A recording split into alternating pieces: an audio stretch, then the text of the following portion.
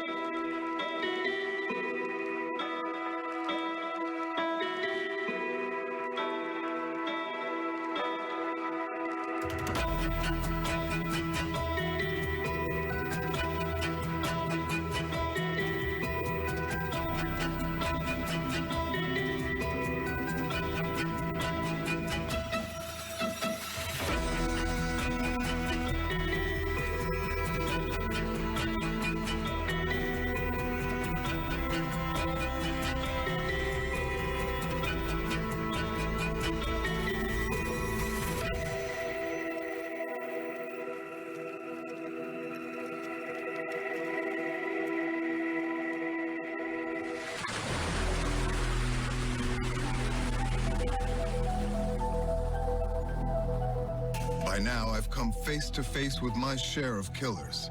They've been deranged, troubled, violent. Their heinous crimes defined by a lifetime of hate or a split second of evil. But nothing could have prepared me for the likes of Gary Michael Hilton. New questions tonight about whether the man accused of killing and decapitating a Georgia hiker may in fact be a serial killer.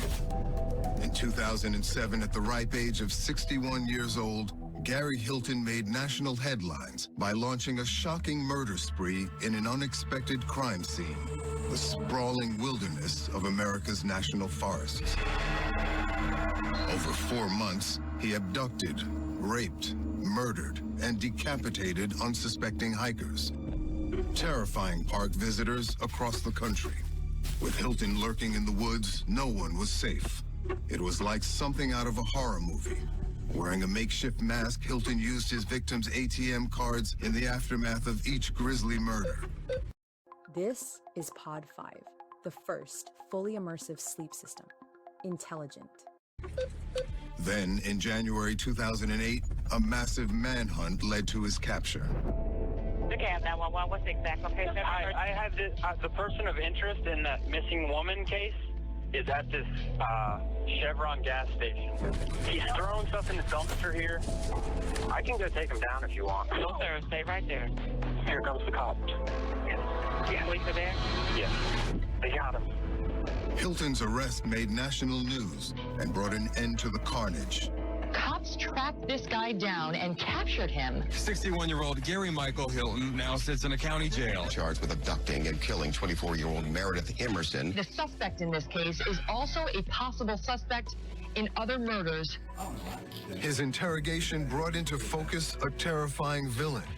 Once you've taken someone, you're either going to kill them or you're going to get caught. Wickedly intelligent, boastful of his crimes. I'm the one that killed the girl, okay? I'm the one that killed her. And contemptuous of his victims. I didn't kill them because for any satisfaction. It was distasteful. It was dreadful. Trust me, it was. Of course, I was able to do it because of my general rage against society. Of course. Hilton pleaded guilty to murdering 24-year-old Meredith Emerson in Georgia, as well as John and Irene Bryant, an elderly couple in North Carolina. He was also tried, convicted, and sentenced to death for the murder of 46-year-old Cheryl Dunlap in Florida, a crime to which he has never confessed, until now. Today, he awaits execution after more than a decade on Florida's death row. But questions remain about Hilton's terrifying rampage. Many only he can answer. At 61 years old, he claims he became America's oldest serial killer. What caused him to snap? Why did he do it? Are there other victims? Despite all the attention, Hilton has never before spoken to the media. Okay, so the clock starts now. 10:42. Yep. Good, good. We have exactly 60 minutes. It was my first interview with a murderer sentenced to die. After all these years, why did Hilton finally want to talk? And what would he now reveal?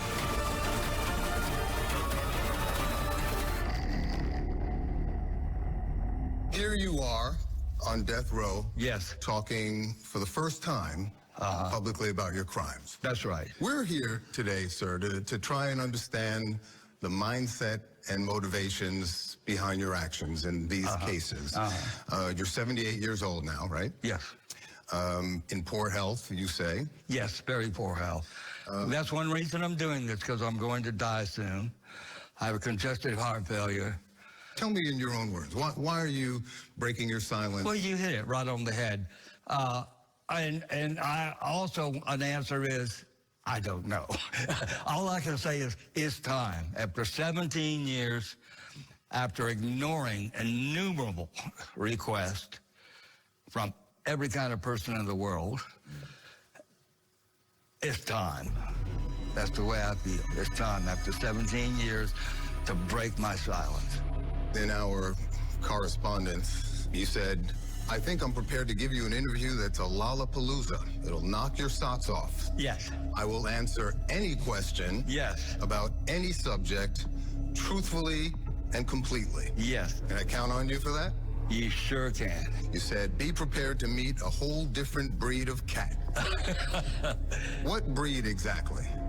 Well, I'm just like no one else, really, you know. Serial killer? They're a dime a dozen. Psychopath? No. Sociopath? I have part of that in me. In the years since his murder spree, Hilton's infamy has seemingly only grown.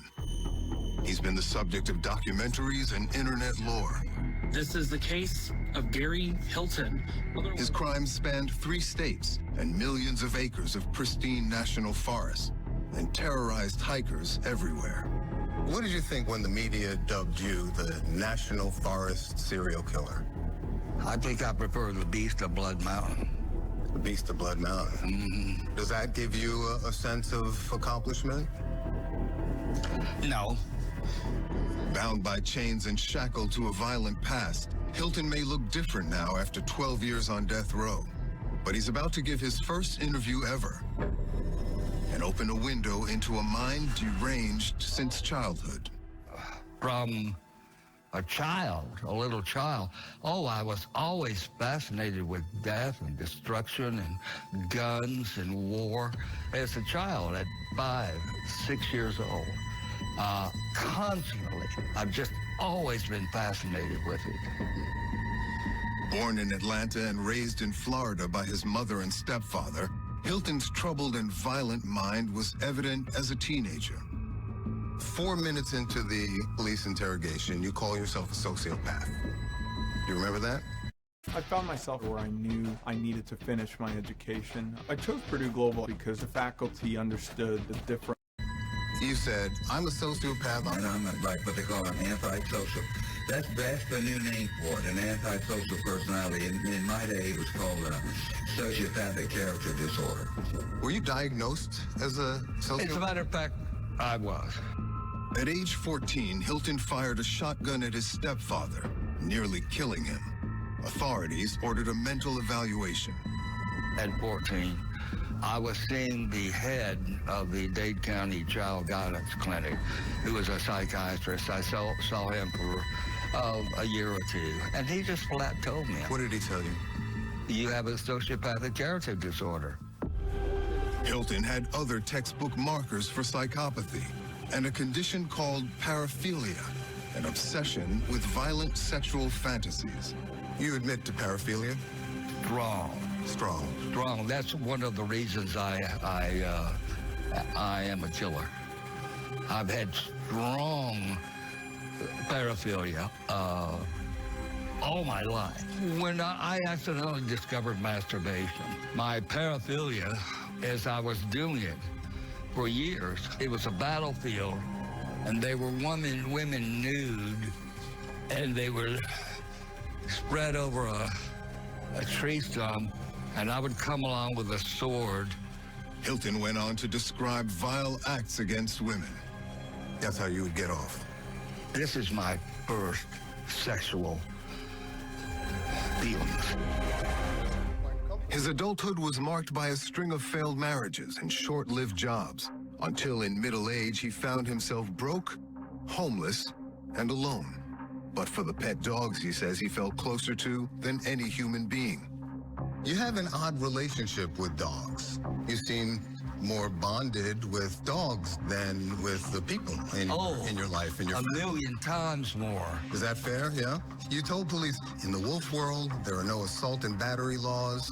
There are no murder laws. Right. Imagine such a world where there are no murder laws. Yes, that's the world they live in. But in reality, in the real world, you're not a wolf, you're a human being, and she's an innocent stranger, so why kill, why murder Meredith Emerson? Yeah, that's a good question. It's a good question. What's the answer?